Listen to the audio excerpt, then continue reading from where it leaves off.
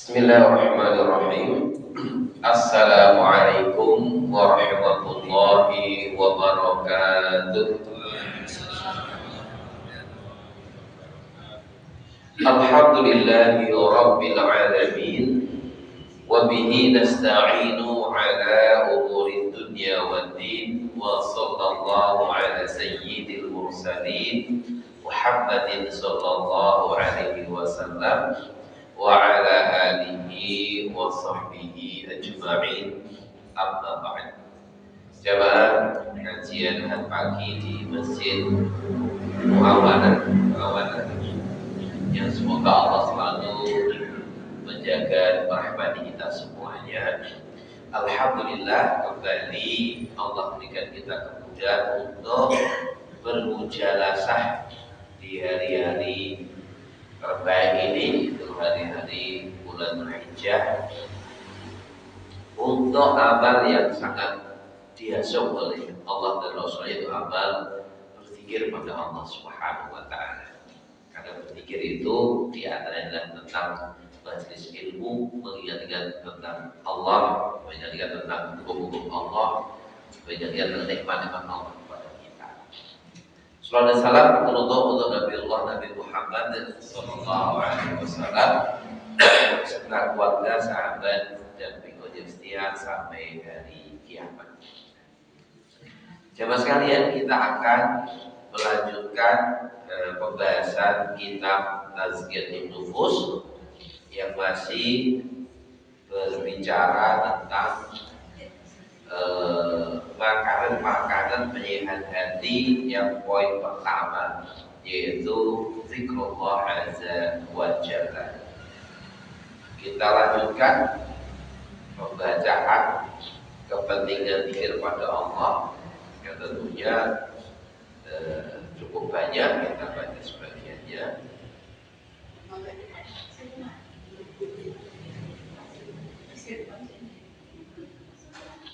Zikir pada Allah itu merupakan amal yang memberikan pahala yang sangat besar. Di antaranya seperti yang disampaikan dalam hadis riwayat Bukhari.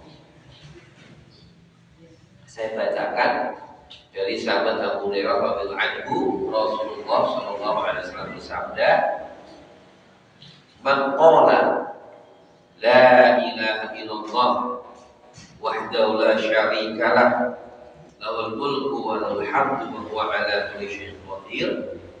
Siapa yang mengucapkan tidak ada ilah selain Allah, yang esa, tidak ada sekutu baginya, bagi Allah lah, milik Allah lah kerajaan, dan bagi Allah lah pujian, dan Dia Maha berkuasa atas segala sesuatu. Fi yaumin mi'at marrah, dalam sehari dia membaca mi'ah itu berapa?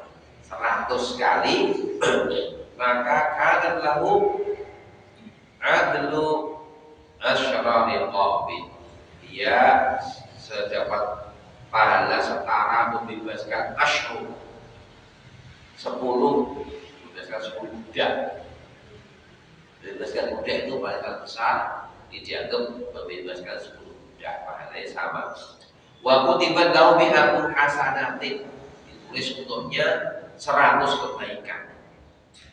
Wa muhiyat anhu bi'atun sayyi'atin, dan dihapus darinya 100 dosa. Wa kana lahu hirzan min asy-syaitan yawmuhu dzalik hatta yumsiya, dan dia terjaga dari setan hari itu sampai waktu sore.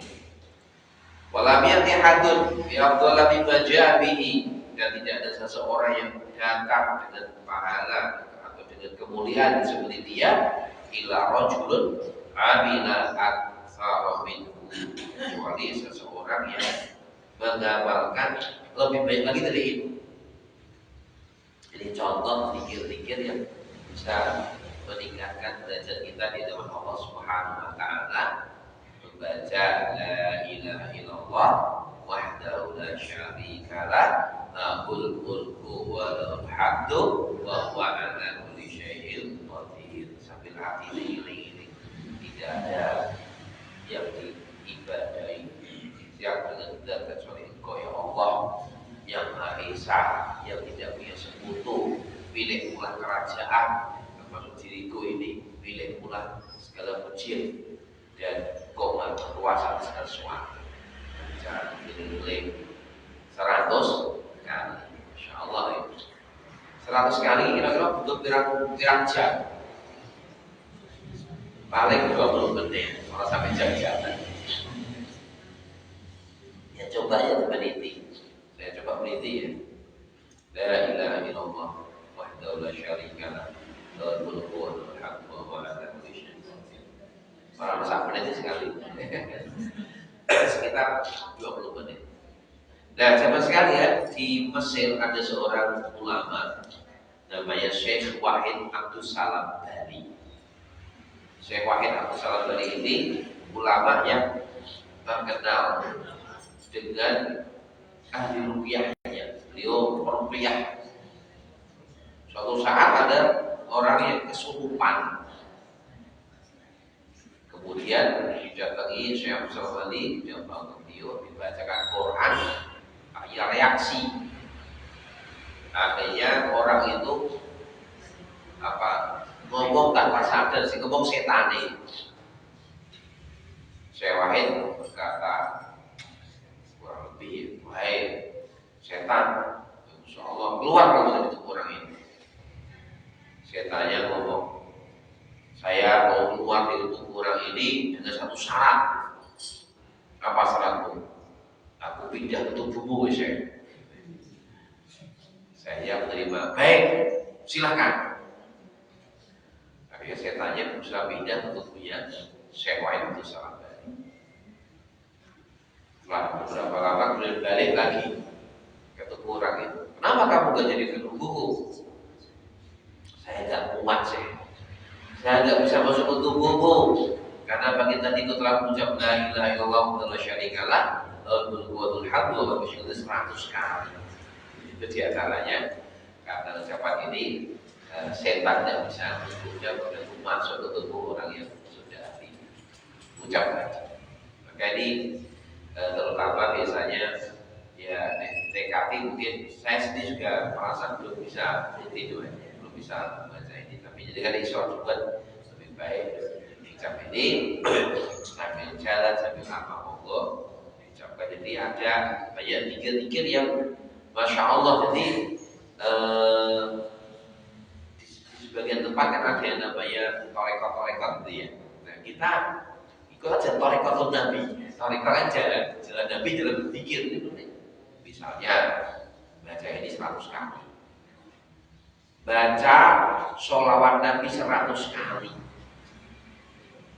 baca istighfar 100 kali. Apa nak dalile sholat 100 kali? Nah, baca dalile, tak carikan dalile sebentar Pak ya. Apa tadi?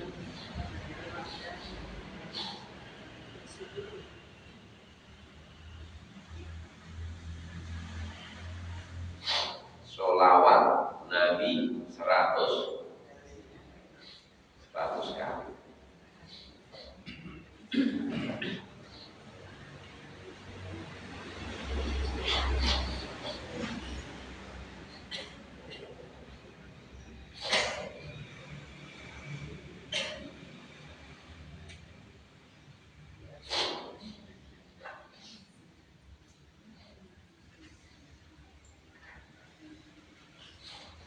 Sholawat Nabi itu fadilahnya banyak sekali, saya bacakan saya. Man sholla alayya sholatan wahidatan sallallahu alaihi asyara sholawatin. Siapa yang bersolat kepadaku sekali sholawat, maka Allah bersolat kepada kita orang itu 10 kali. Tidak Muslim. Sholawat Allah kepada kita itu merahmati kita.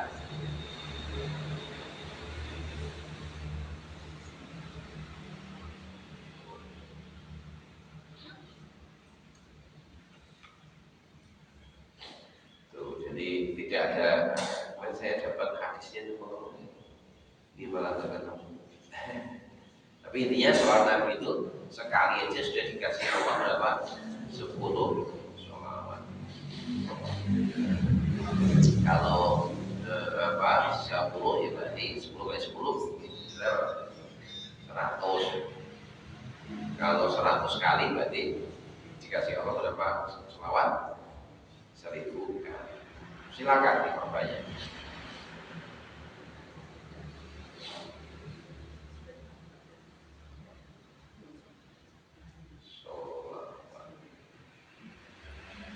Itu coba beberapa dalil.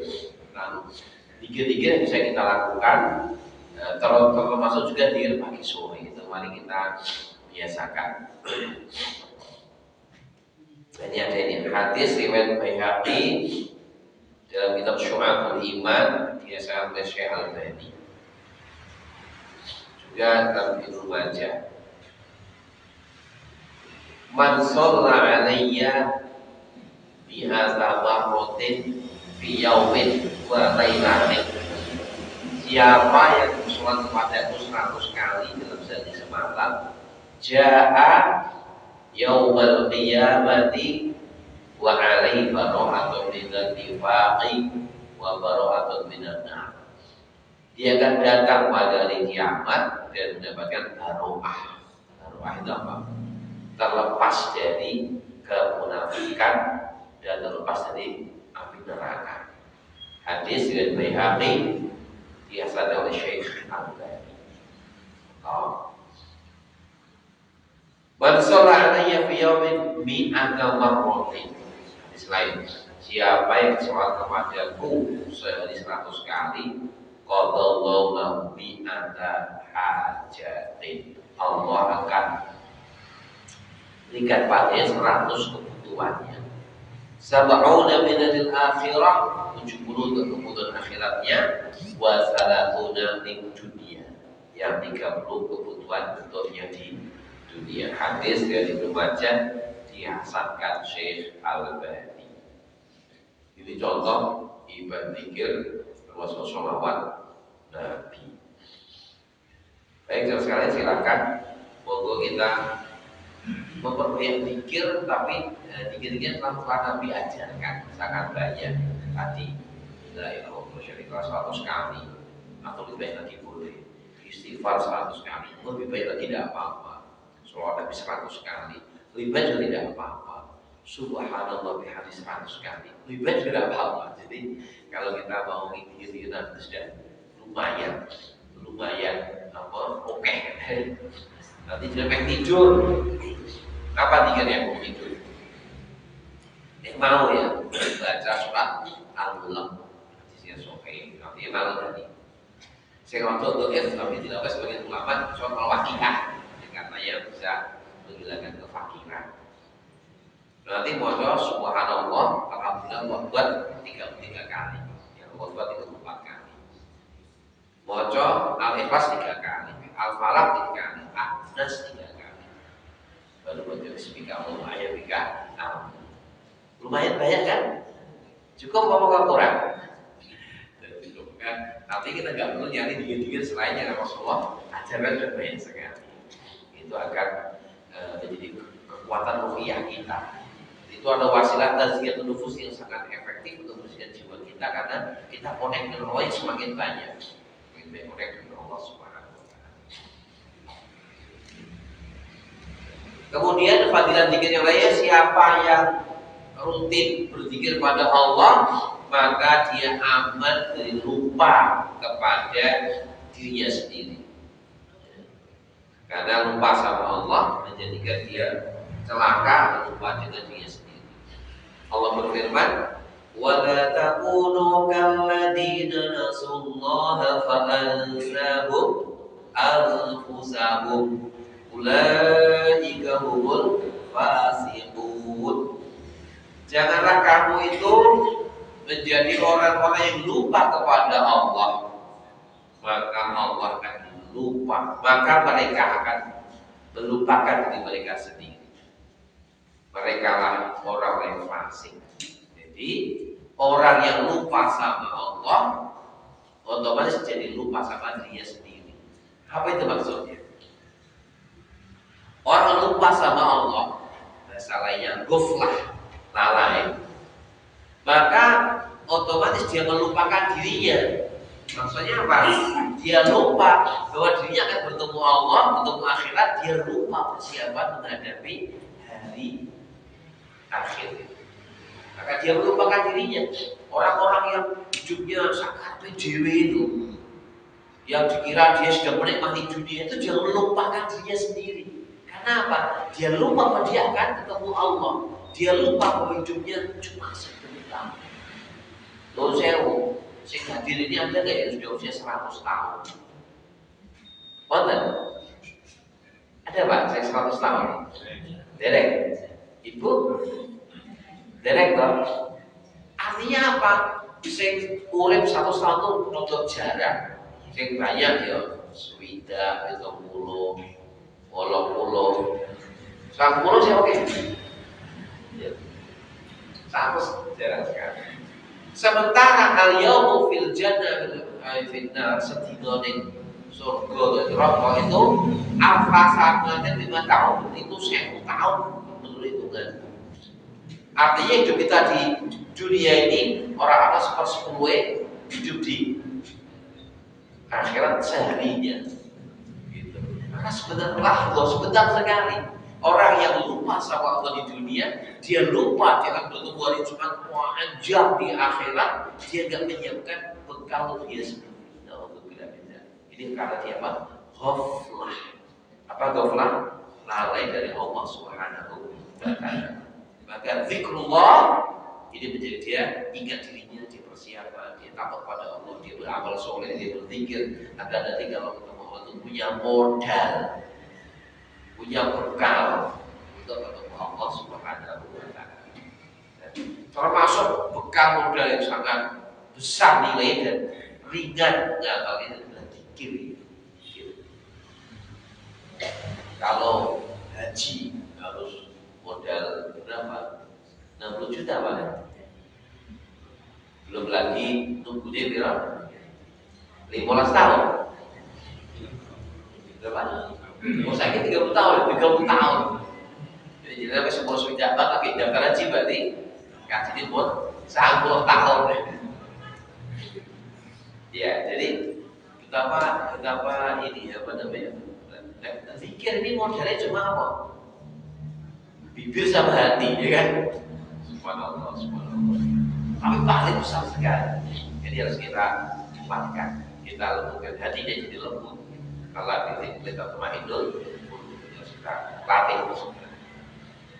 Jadi kalau ingin tidak lupa sama dirinya, jangan lupakan Allah Subhanahu wa Ta'ala. Tiga kita. Baik. Kemudian zikir juga menjadi obat kerasnya hati. Berikutnya, zikir menjadi obat kerasnya hati. Diriwayatkan oleh salaf bahwa Hasan al-Basri rahimahullah ditanya, "Ya Aba Sa'id." Wahai Aba Sa'id, gelarnya Hasan al-Basri. "Ashku ilaika qaswata qalbi." Saya mengadukan kepada engkau kerasnya hati. Allah dia berkata, "Adibbu bizikr." Lembutkan hatimu dengan zikir. Itu pula Makhul rahimahullah berkata, ulama tabi'in, "Zikrullahi syifa'un wa zikrun nasi da'un." Zikir kepada Allah itu syifa, obat hati, wa zikrun nasi da'un. Kalau ingat manusia itu penyakit. Maksudnya penyakit itu Bapak ini kalau masih muda ya sudah sepuh-sepuh itu. Orang kalau anak muda kalau jatuh cinta pikir manusia, tapi pikir kepada manusia. Jatuh cinta sampai katanya ngomong orang suai sampai selali, ngocok kue lagi kok, dipikir penyakit. Diingat yang sakit, ketemu yang sakit kan kalau ketemu sakit takut berpisah, di penyakit. Tapi kalau zikrullah semakin ingat pada Allah, semakin banyak Allah, semakin hatinya tenang, semakin tenang, semakin nyaman, semakin bersih hatinya. Gitu. Itu maksudnya zikrullah ini. Ya, jawab, syifaun, berarti kurasi.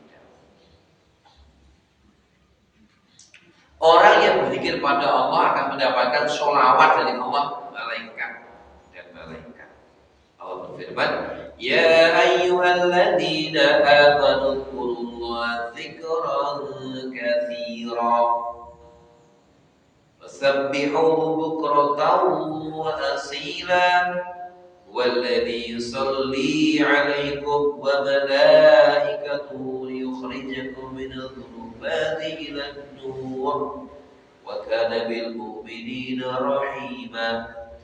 Wahai orang yang beriman, ingatlah kepada Allah dengan ingat yang banyak, dzikran katsira, ingat yang banyak. Sabbihu bukratan wa asila, tasbihlah kepada Allah pagi dan sore. Dialah Allah yang memberikan sholawat kepada kalian, begitu pula para malaikatnya, untuk mengeluarkan kalian dari kegelapan menuju cahaya.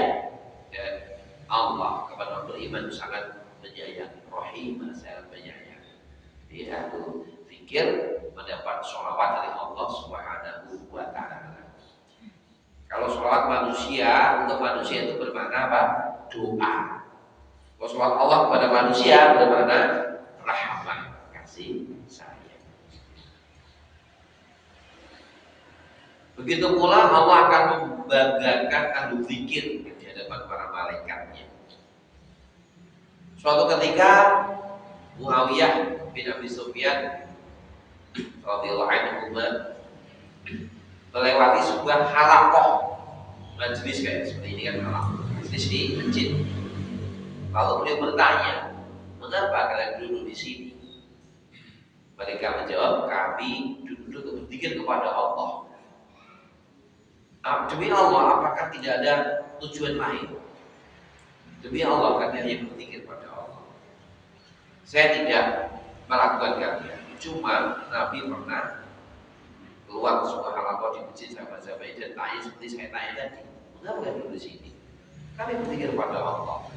Tidak ada yang lain tujuannya? Tidak ada yang lain. Saya tidak meragukan kalian. Walakin atani Jibril, tetapi tadi telah datang Jibril kepadaku, fa akhbarani, lalu dia mengabarkan kepadaku, annallaha tabaraka wa ta'ala yubayyi bikumul malaikah, bahwa Allah Ta'ala membanggakan kalian di hadapan para malaikat. Jadi kalau ada orang yang ahli zikir, itu Allah membanggakan di depan malaikat yang dekat dengan Allah Subhanahu wa Ta'ala. Allah ini punya malaikat yang banyak, di antaranya malaikat pemikul arsy, yang ini juga mendoakan orang beriman. Jadi dalam buka surat Al-Ghafir ayat 2 ini, mereka mendoakan. Siapa itu malaikat pemikul arsy? Dan disampaikan malaikat arsy itu malaikat yang jarak ujung telinga sampai pundaknya butuh waktu perjalanan burung terbang selama 700 tahun. Ya, jadi kalau ada baina syahmati uduni ila kafifin baina masirota sab'u bi'ati khifqatu thayyib, perjalanan dari ujung telinga sampai pundaknya malaikat pemikul arsy itu sejarah berapa? 700 tahun perjalanan burung terbang. Itu yang pikul singgah sana Allah. Besarnya luar biasa. Walijelahu, dan dua kakinya menjuntai sampai al-ardu as-sufla, sampai yang paling bawah. Wadi malaikat pikul arsy. Itulah malaikat sekitar Allah Ta'ala. Dan malaikat-malaikat lain itu terjadi, malaikat Jibril, mereka orang-orang yang dipikir Allah, Masya Allah, satu kemuliaan yang luar biasa. Kita yang mungkin di kalangan manusia nggak begitu dikenal, nggak pernah masuk berita koran nasional, tapi masuk berita langit, kan mulia sekali dengan zikir kita pada Allah Subhanahu wa Ta'ala.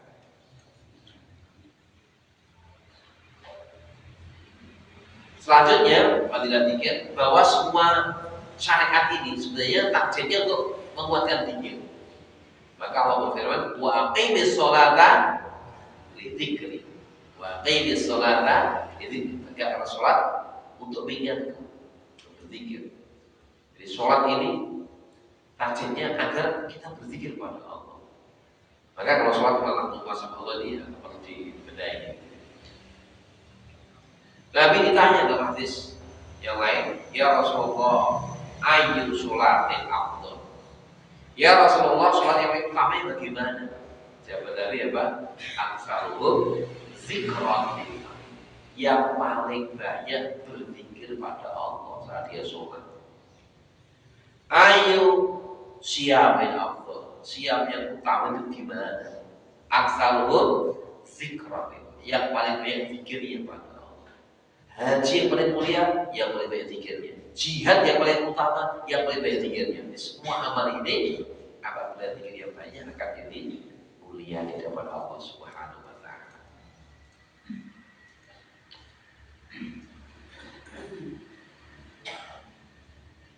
Kemudian zikir ini juga nilainya melebihi amalan-amalan yang lain.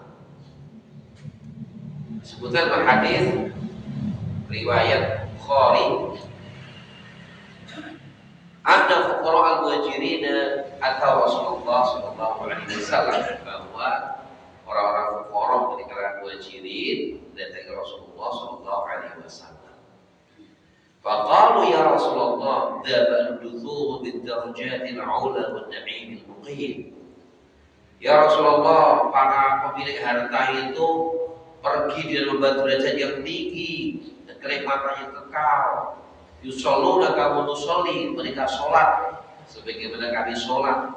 Wa yasumuna kama nasum, mereka saum sebagaimana kami saum. Wal fadl amwalihim yahujuna biha wa ya'tabiruna wa yujahidun, mereka punya kelebihan lain ya Rasulullah. Mereka bisa berhaji dengan hartanya, bisa umrah dengan hartanya, bahkan bisa membiayai jihad fisabilillah.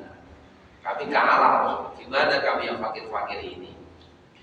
Perhatikan jamaah sekalian, sahabat muhajirin yang fakir iri kepada sahabat yang kaya. Irinya dalam bidang apa? Amal soleh. Bukan iri karena kekayaannya. Nah, yang terjadi hari ini kebanyakan orang ini sama orang kaya itu iri apa nih? Duitnya oke, enak ya maksudnya ya. Bisa mana kemana, bisa itu begitu rasa irinya malah itu. Ya, itu karena apa? Karena orang-orang dulu merasa penting punya karakter zuhud pada dunia, tidak edan dunia. Dia dunia itu diletakkan di tangan mereka. Kalau mereka cuma dunia, nah itu agak mau. Kalau orang sekarang sebagian itu menjual dunia, tapi dunia untuk tujuan bukan untuk sarana itu, karena dia tidak zuhud.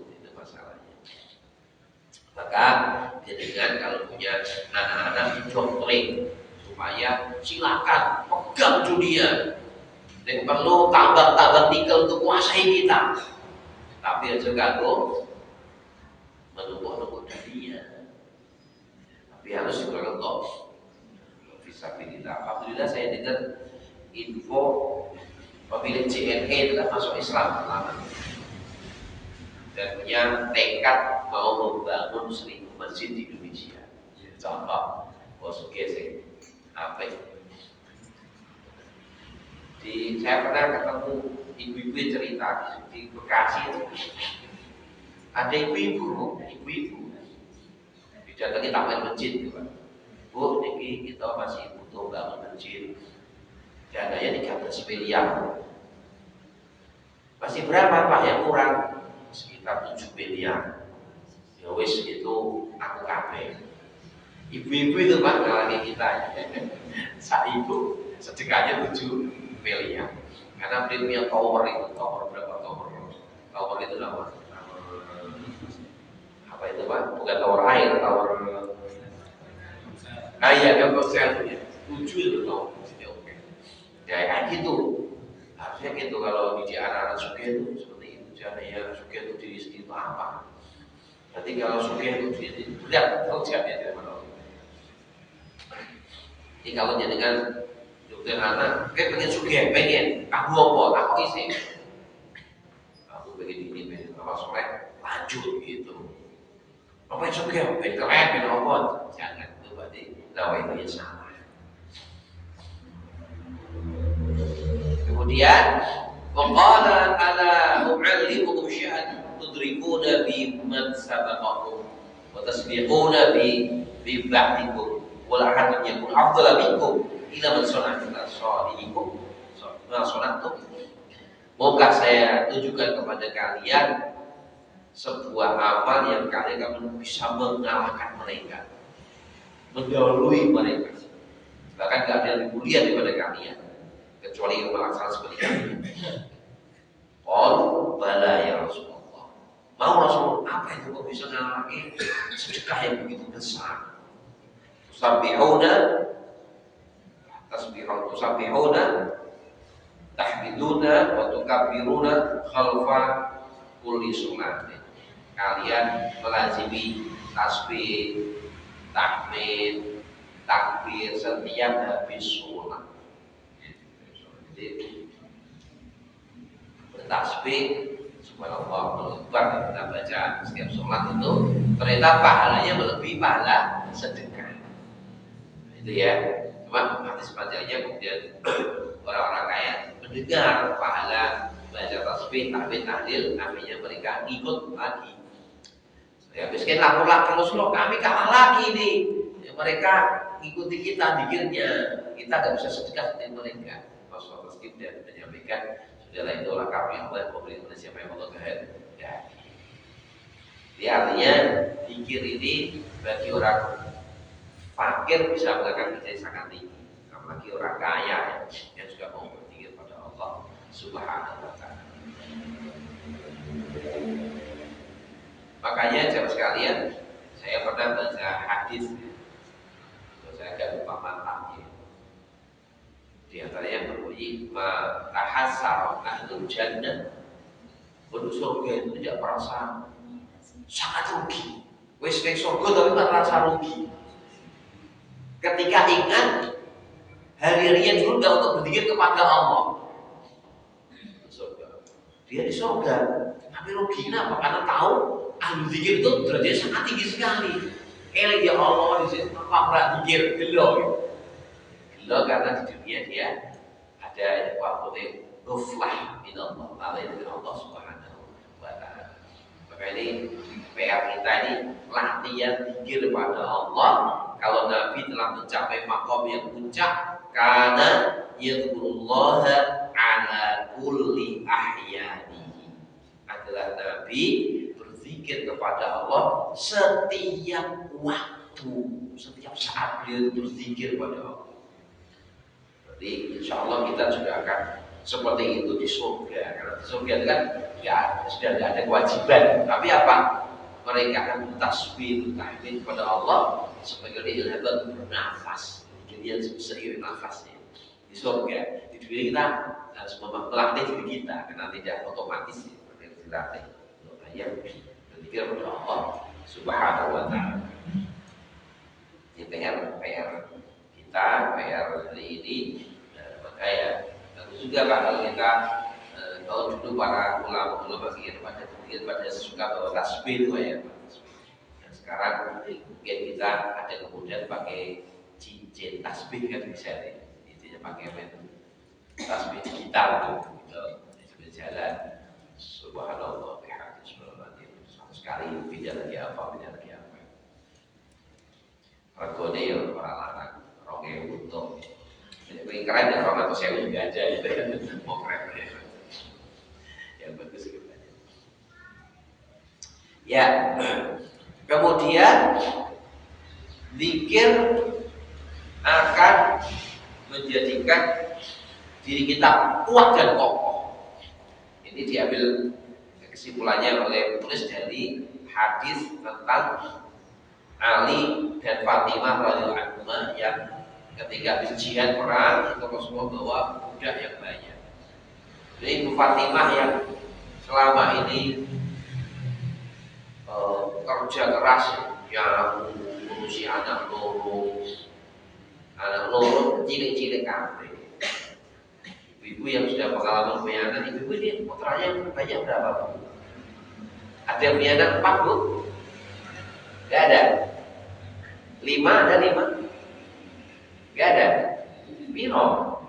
Loro. Si Dewa. Kalau di pondok itu ada ustadz yang anaknya lumayan banyak itu. Kalau saya tengah-tengah, karena saya 6 itu tengah-tengah. Ada yang terbanyak itu 13. Kayaknya gak ada yang ngalahkan. Tapi malah yang paling sugih ini yang masih 1 ya. Ini mau mantu, kemarin mantu langsung 2. Ini mau mantu langsung 3. Pacaran gitu. Ya, punya anak 5, 6 itu mau kalau loro itu kan cicinya ketika punya anak 2 ya kan, karena masih kecil itu proses. Itu pampat itu lebih malah dirinya karena apa? Kakaknya bisa membantu. Nek anaknya belum bantu, kira-kira dia sudah apa-apa. Ya. Nah, ibu Fatimah ini anaknya Nabi, kecintaan Nabi, tapi bukan mulek ya, mengiling gadung sendiri. Sampai tangannya kapal, terus nyapu, ngurusi anak. Suaminya sering pergi jihad karena di sahabat Ali ini seorang komandan ya, pemimpin orang yang handal, dia sering ujian sampai itu, sering ditinggal.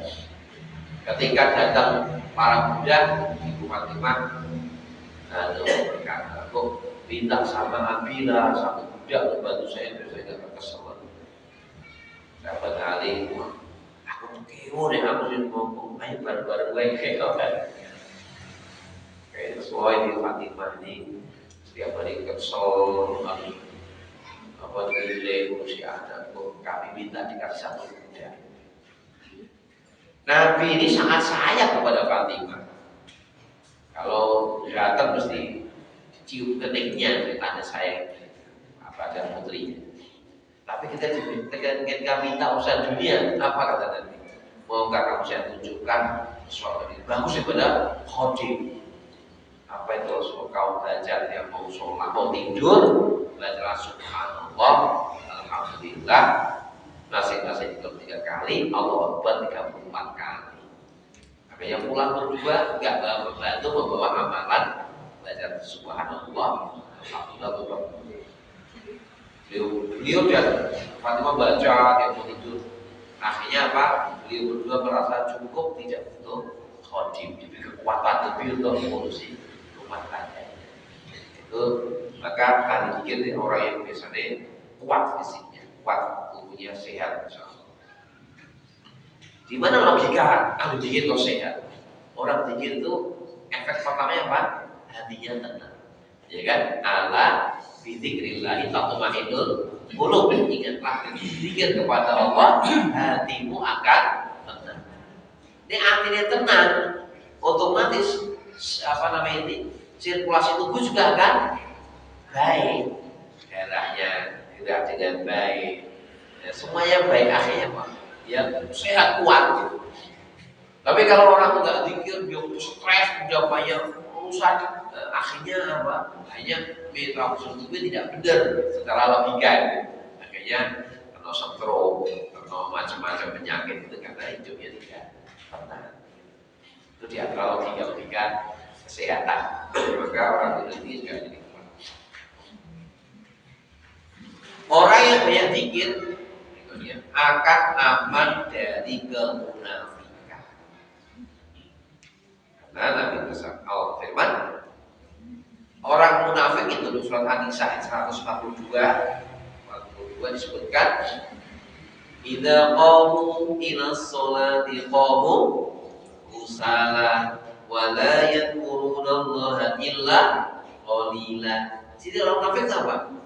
Kalau sholat itu sholat tapi kusala, mualis.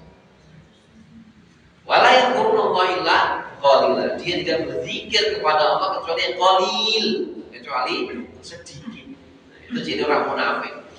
Orang munafik itu enggak suka zikir. Tapi kalau orang ahlul iman, dia menikmati zikrullah, Maka orang yang banyak zikir kepada Allah otomatis dia aman dari kemunafikan. Gitu.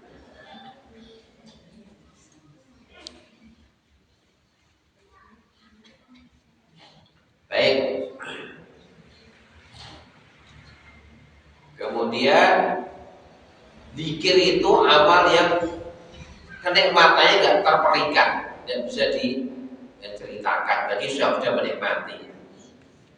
Malik bin Dinar berkata, "Mataran zada mutarazziduna bi zikrillah." Tidak ada yang bisa menikmati kenikmatan seperti nikmatnya berzikir kepada Allah. Insyaallah ya. Tidak ada kenikmatan seperti nikmatnya berzikir kepada Allah Subhanahu wa taala. Termasuk kalau kita ingat kisah Panglima Besar Indonesia. Siapa? Jenderal Sudirman. Orang mana itu Pak Sudirman? Orang Banyumas atau salah ya. Beliau itu Masya Allah ya, ini memang jika bakal tentara Indonesia itu adalah para ahli agama, para kiai, para ustaz, para guru. Sudirman dulu kan guru ya, guru di Muhammadiyah, kemudian ujian jadi jenderal. Ketika dikepung ada yang mengepung, beliau kan lalu berpikir, alat berpikir. Sehingga ketika pengkhianatnya menunjukkan mana Panglima Perang Indonesia itu, dia Panglimanya kok lurus, kerempeng, malah pikir kayak orang Indonesia. Saya Belandanya nggak percaya, makanya yang menunjukkan coba ada dia menipu. Selamat dengan pikir pada Allah. Berpikir ini bisa menyelamatkan dalam posisi penting. Begitu pula dari yang riwayat-riwayat di berbagai wilayah. Dulu ada orang Chechnya ketika masih perang sama Rusia, itu dia sambil berpikir itu didatangi pasukan Rusia, pasukannya nggak lihat orang di depan matanya. Di antara beberapa kelebihan hal yang terkait dengan pikir, maka insyaallah semoga Allah berikan kita kemampuan untuk berpikir sehingga Nabi sendiri pernah memberikan satu nasihat emas kepada sahabat Mu'adz bin Jabal radhiyallahu anhu. Siapa itu Mu'adz bin Jabal? Sahabat Ansor yang sangat Nabi cintai. Sampai ketika naik unta itu Nabi merengkuh Mu'adz dan berkata, "Ya Mu'adz, uhibbuka fillah." Mu'adz, aku mencintaimu karena Allah. Pemuda ini pintar, semua beribadah. Ya Nabi, Mu'adz, aku cinta kau karena Allah. Mu'adz senang sekali, saya juga ya Rasulullah. Diulang, ya Mu'adz, aku mencintaimu karena Allah. Diulang sampai 3 kali. Betapa bahagianya dicintai oleh Rasulullah SAW. Berarti Mu'adz ini punya makom tersendiri di hati Rasulullah SAW. Orang yang sangat Nabi cintai. Lalu Nabi bersabda, Mu'adz, jangan lupakan setiap Nabi sholat duburakul sholatin. Setiap habis sholat antakul kau ucapkan Allahumma a'inni ala dzikrika wa syukrika wa husni ibadati. Tuhan, setiap habis sholat jangan lupakan ucapkan doa Allahumma a'inni, ya Allah tolonglah aku, bantu aku ala dzikrika, untuk berzikir kepadamu, wa syukrika, bersyukur kepadamu, wa husni ibadatik, dan beribadah dengan baik kepada. Doa yang Nabi nasihatkan kepada orang yang sangat beliau cintai itu Mu'adz bin Jabal. Maka kita juga ikut berusaha untuk selalu berdoa, Allahumma a'inni ala dzikrika wa syukrika wa husni ibadatik. Karena Allah menolong kita sudah berzikir, sudah beribadah dengan baik, dan bersyukur kepada nikmat Allah. Baik, terakhir anwa'u dzikri. Beberapa contoh atau beberapa macam zikir. Sebutkan ada 4 bentuk zikir.